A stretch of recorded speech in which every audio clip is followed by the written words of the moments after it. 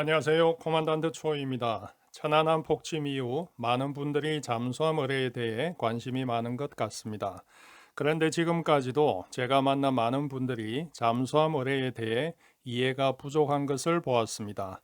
2차 대전 중 유보트들은 군함 175척, 상선 2825척 등 약 3,000척의 연합군 함선을 의뢰로 침몰시켰는데 2차 대전 당시 유보트들이 어떤 의뢰들을 사용해서 표적을 격침시켰는지 한번 살펴보면 잠수함 의뢰에 대해 이해가 쉽지 않을까 합니다. 오늘 발표 자료들은 인터넷 자료와 독일에서 발간된 책자, 독일 유보트들의 의뢰들을 참조하였습니다. 2차 대전 독일 의뢰는 G7A, G7E, G7ES 등이 있습니다. 이 중 G는 직경이 21인치, 숫자 7은 길이가 7m, A는 정기식 추진, E는 전기식 추진, S는 음향 추적이라는 의미입니다. 2차 대전 때 사용했던 의뢰에도 음향 추적 기능까지 있었던 것을 보면 당시 의뢰 기술이 상당히 발전되어 있었음을 알 수 있습니다. 그럼 유보트 의뢰에 대해 한 가지씩 알아보겠습니다. 2차 대전 당시 독일 전쟁 해군 첫 번째 표준 의뢰는 타입 G7A T1 의뢰입니다. 이 의뢰는 직주 의뢰입니다. 앞에서 설명드린 대로 G7A, 즉 21인치 직경에 길이 7m 정기식 추진 의뢰이고 44노트로 6,000m, 40노트로 8,000m, 30노트로 14,000m나 주행을 할 수 있었습니다. 추진 방식은 혼합 압축 공기와 전기를 사용하였으며 주행 시 시끄럽고 공기 방울 흔적이 수면에 보이는 것이 단점이었는데 이러한 추진 방식은 당시 다른 나라 의뢰에도 일반적이었습니다. 단 일본의 타입 95 잠수함용 의뢰는 산소 농축 방식으로 예외였습니다. T1 의뢰는 주간의 표적 수상 선박에서 의뢰 항적을 볼 수 있었으므로 주로 야간에 사용하도록 했습니다. T1 의뢰에는 표적에 맞아도 터지고 표적 아래에 지나가도 터지는 접촉 자기 복합 신관이 처음으로 장착되었는데 실전 배치 전 충분한 시험이 부족했습니다. 실전에서 심도 조절 에러와 조기 폭발 등으로 고장률이 30%나 달했습니다. 의뢰 결함에 대한 운용자들의 불만에 대해 G부에서는 운용자들의 운용 미숙으로 돌렸었는데 이는 미 해군의 마크 14 의뢰에도 유사한 사례가 있었습니다. T1 의뢰는 직주 의뢰이지만 자이로 각도와 기동 패턴을 입력할 수 있었습니다. 원하는 침로로 주행할 수 있었고 이러한 FAT 패턴이나 LUT 패턴을 입력하여 호송 선단 표적에 대한 명중률을 높일 수 있었습니다. 타입 G7A는 1935년부터 실전에 배치되었으며 유보트들은 1939년 개전 후부터 1941년까지 사용하였습니다. T1 의뢰에서 발전된 의뢰인 타입 G7E T2 의뢰는 E가 의미하듯이 전기 추진 의뢰입니다. 그리고 웨이크가 없는 의뢰입니다. G7E 의뢰는 약 20가지 버전으로 출시되었는데 T2 의뢰는 1936년부터 독일 유보트에 탑재되었으며 2차 대전 개전 시부터 실전에 사용하였습니다. T2 의뢰는 납 배터리로 구동되었습니다. 하지만 당시 납 배터리는 함내에서 정비 유지가 필요했으며 최대 효율을 발휘하기 위해서는 의뢰 발사 전 예열이 필요하였습니다. 예열을 했을 경우 초기 버전은 30노트로 5,000m를 항주할 수 있었지만 예열하지 않았을 경우에는 28노트로 3,000m밖에 주행하지 못했습니다. T2 의뢰는 T1 의뢰에 비해 제작상 간단하고 저렴하였을 뿐 아니라 조용하고 웨이크가 없어서 수상에서 시각상 거의 식별이 불가한 장점이 있었습니다.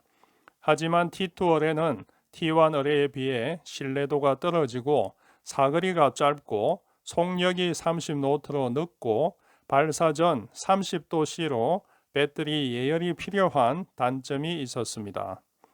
자기 감응 신관은 표적 함선의 선저 아래로 항주하다가 감응되어 폭발하도록 설계되었지만 조기 폭발해버리기도 하고 감응을 하지 못하기도 했습니다. 이로 인해 유보트 사령부는 모든 T2 어뢰는 접촉 신관으로만 발사하라고 지시했습니다. 하지만 접촉 신관 역시 신뢰성이 떨어지는 것으로 드러났습니다. 영국 넬슨함은 U-56이 쏜 3발의 어뢰가 명중했음에도 살아남았습니다. 이러한 기술 결함으로 최소한 한 척의 전함, 7척의 중순양함, 7척의 구축함과 수척의 상선이 명중되었음에도 격침되지 않았습니다. 유보트 사령부는 이러한 문제를 심각하게 받아들여 T2 어뢰의 결함인 접촉 신관 문제와 심도 유지 장치 그리고 자기 근접 감응 기능을 개선하였습니다. 그리고 배터리 용량을 늘려 T2의 사정거리를 5,000m에서 7,500m로 증가시켰습니다. 독일의 어뢰 성능 결함은 1941년 말에 해결되어 개선된 G7E T3 어뢰가 남은 전쟁 기간 동안 유보트의 표준 전기 어뢰가 되었습니다. T3 어뢰는 T2 어뢰에 비해 성능이 크게 개선되었는데 특히 감응 신관이 개선되었습니다. 신뢰성 높은 근접 신관을 사용하여 표적의 선체 하부에서 정확히 폭발시킴으로써 파괴력을 높였습니다. 그리고 T1, T2 어뢰와 마찬가지로 주행 패턴인 FAT, LUT를 프로그램으로 입력하여 호송 선단 공격용으로 사용하는 등 T3 어뢰는 그 이전 어떤 어뢰보다도 치명적이었습니다. 독일은 1933년부터 음향 추적 어뢰를 개발하기 시작했습니다. 직주 어뢰를 쏘려면 수상이나 잔망경 심도에서 어뢰를 발사해야 하는데 표적에게 발각되기가 쉽고 명중률도 떨어지지만 음향 추적 어뢰를 사용하면 대충 표적 쪽으로만 쏘아도 어뢰가 표적 소음을 따라가서 명중시키기에 유보트는 깊은 심도에서 어뢰를 쏠 수 있었고 명중률을 높일 수 있었습니다. 독일은 세계 최초의 수동 음향 호밍 어뢰를 개발하여 1943년 3월 U-603, U-758, U-221이 연합국 호송선단 공격 작전에 사용했습니다. 이 어뢰가 타입 G7ES T4 폴크 어뢰입니다. T4 어뢰는 20노트로 7,500m를 항주할 수 있었습니다. T4는 시끄러운 소리를 찾아가는 어뢰이므로 유보트가 쏜 어뢰가 부메랑이 되어 자신을 공격하지 않도록 대책을 세워야 했습니다. 따라서 처음 400m 동안은 소리를 듣지 못하고 직진 어뢰와 동일하게 주행하도록 하고 이후 센서가 활성화되어 표적을 찾도록 하였습니다. 또 어뢰 자체 소음이 높으면 표적 소음을 잡기가 어려우므로 어뢰를 속력 20노트로 낮추어 조용하게 주행하도록 하였습니다. 속력이 늦어도 T4 어뢰의 주 표적은 상선이었기에 충분히 상선 표적들을 명중시킬 수 있었습니다.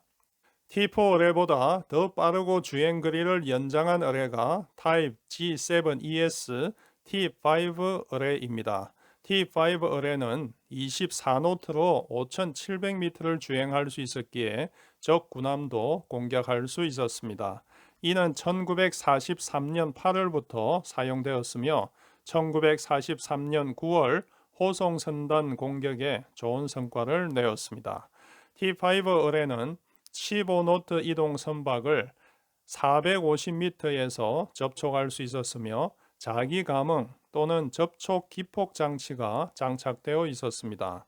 T5는 T4와 마찬가지로 400m 항주 후 가장 큰 소음을 찾아가도록 설계되었지만 어뢰가 되돌아와 어뢰를 발사한 유보트를 공격하는 사례가 발생했습니다. 1943년 12월 U-972와 1944년 1월 U-377 등 최소 두 척의 U-보트는 확실히 자기가 쏜 T-5 의뢰로 격침되었습니다. U-보트 사령부는 U-보트가 쏜 의뢰가 부메랑이 되어 U-보트를 공격하지 않도록 U-보트들은 의뢰 발사 후 즉각 심도 60m로 내려가고 모터를 정지하여 완전 정숙 상태를 유지하도록 명령하였습니다. 연합군은 U-보트의 T-5 의뢰에 대응하여 폭스라고 불리는 조음기를 개발하였습니다. 이 조음기는 일반 선박의 추진기보다 훨씬 큰 소음을 내게 하여 적이 쏜 의뢰가 표적이 아닌 이 조음기 쪽으로 오도록 하는 장치입니다. 연합국은 1943년 9월 말에 대서양에 있는 모든 호위 선박에 폭스를 설치하도록 하였습니다. 연합군의 조음기 폭스에 대응하여 독일은 T5 의뢰를 개선하여 G7ES T11 의뢰를 개발하였습니다. T11 의뢰는 자기가 따라간 표적이 조음기라고 판단되면 그 앞쪽으로 가서 진짜 표적을 찾아 공격하도록 설계되었기에 폭스에 거의 영향을 받지 않도록 설계되었습니다. 하지만 이 T11 의뢰는 종전 직전 개발되었기에 실전에서 사용되지는 않았습니다. 종합해보면 2차 대전 독일 유보트 의뢰는 이렇게 발전되었습니다. 이 표를 보면서 제가 만난 대부분의 사람들이 의뢰에 대해 잘못 아는 것 세 가지만 말해보고자 합니다. 첫째, 많은 이들이 직주 의뢰는 함수 방향으로 직진만 하는 것으로 알고 있습니다. 물론 직주 의뢰를 함수 직진 방향으로 보낼 수도 있지만 자이로각을 입력해서 원하는 침로로 보낼 수도 있고 항주 패턴을 입력해서 지그재그 기동을 시킬 수도 있었습니다. 개전 전부터 FAT와 LUT 같은 항주 패턴 기능이 있었고 호송 선단 공격에 유용하게 사용되었습니다. 둘째, 2차 대전 의뢰는 항적을 남겼고 수상함에서 경계를 잘하면 충분히 피할 수 있었다고 생각하는 분들이 많습니다. 유보트들이 2차 대전 개전 시 사용한 의뢰가 T1과 T2가 있었는데 이 중 T1은 항적을 남겼고 T2는 항적을 남기지 않았습니다. 유보트에서 T1 의뢰 사용 시 표적 선박에서 의뢰 웨이크를 볼 수 있었으므로 주간에 사용하지 못하도록 하고 주로 야간에 사용하도록 했습니다. 그리고 T1 의뢰는 1941년 이후 유보트에서 전혀 사용되지 않았으므로 이후에는 항적을 볼 수 있는 유보트 의뢰는 없었기에 실전에서 유보트가 쏜 의뢰의 항적을 보기는 쉽지 않았습니다. 셋째, 비접촉 폭발 의뢰는 최신형 의뢰로 아시는 분들이 많습니다. 의뢰가 표적 수상 선박을 직접 맞추는 것이 아니라 표적 아래에서 터지게 하는 방법은 이미 2차 대전 전부터 실용화되어 오던 것이고 잠수함이 대수상 표적으로 쏘는 의뢰에서는 기본으로 사용되는 일반적인 방식입니다. 이상 2차 대전 독일 유보트 의뢰에 대해 알아보았는데 생각 이상으로 2차 대전 당시 의뢰들의 성능이 대단하지 않은가요? 잠수함의 성능이 2차 대전 때의 것과 비교할 수 없듯이 오늘의 의뢰는 이와 비교할 수 없을 정도로 많이 발전되었음을 염두에 두어야 할 것입니다. 이상 코만단트 조이였습니다.